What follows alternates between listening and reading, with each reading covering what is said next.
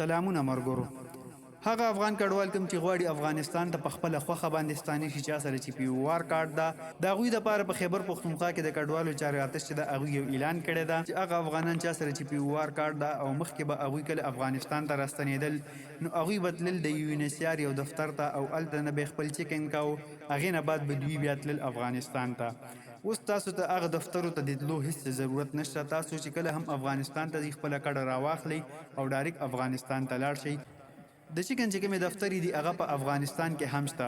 نو که تاسو چېرته غواړئ چې په پاکستان کې د مونږه دغه چیکن د ونکو نو تاسو ډایرکټ افغانستان ته هم تلی شئ. یو خو به دغه وي چې په دغې کې به اسانتیا راشي او بله دا چې کوم رش جوړ شوی او دلته کې زاخیلو کې که تاسو نن سبا کې چېرته تلي یئ نو دغه زاخیلو دفتر وګورئ هغې مخې ته ډېر یو غټ تعداد باندې خلک وي. او دویمه دا چې د پاکستان کې چې څومره هم د کډوالو دفترې دي په هغې کې صحیح کار نه کوي. په ورځ کې 3 غنټې خو صرف دوی دمه کوي. یو د چایو دمه وي بله بیا د مونځ او د روټۍ دمه وي.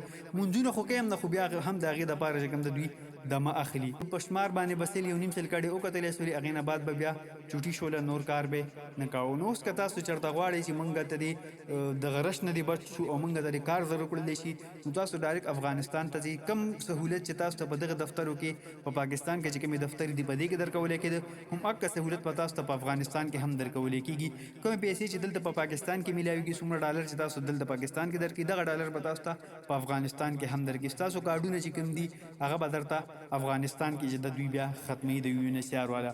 او په دغه کې دویمه غټه فایده دغه هم ده که چېرته تاسو وګورئ زیاتره افغانان داسې دي چې هغوی د نیم کور خلک چې کوم دي هغه په افغانستان کې دي. افغانستان کې چې کوم خلک د دوی اوسېږي هغوی سره هم پی او آر کارډ وي. نو که هغه بیا چېرته پاکستان ته صرف د چکن دپاره راتللی نو هغوی ته به ډېر غټ چې د پاکستان ویزې اخیستل چې کوم ده دا څه ګپ نه ده او پاسپورټ جوړول په هغې باندې هم دومره خرچه راتلله.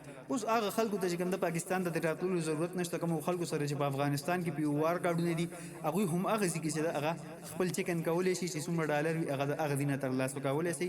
نو هغه سهولت هم افغانستان حکومت دغې کډوالو ته ورکو چې کومو کډوال په افغانستان کې دننه پراته دي چا سره پی او آر کارډ ده هغوی ته اوس چې کوم دی پاکستان ته د راتللو هېڅ ضرورت نشته.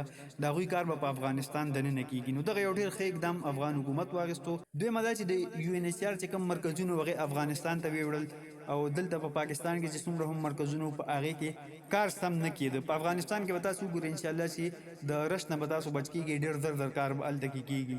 نو دغه معلوماتو غوښتل مې له تاسو سره هم شریک کم ویډیو چې د مخکې ملګرو سره هم شیر کړئ او په اخره کې به تاسو ملګرو دغه یو خاص او دغه یو هیله کوم چې په کمنټ کې زما د یوټیوب چینل لینک ته تاسو لاړ شئ. زما دغه نوی چینل چې کوم ده دا د سره سبسکرایب کړئ. زما پخوانی چینل چې کوم ده هغه د وجوهاتو د وجې نه ډیلیټ شوی ده. نو دغه نوی چینل کې چې کوم ده ما سره مرسته وکړئ. دغه چینل چې کوم ده در سره ضرور سبسکرایب کړئ.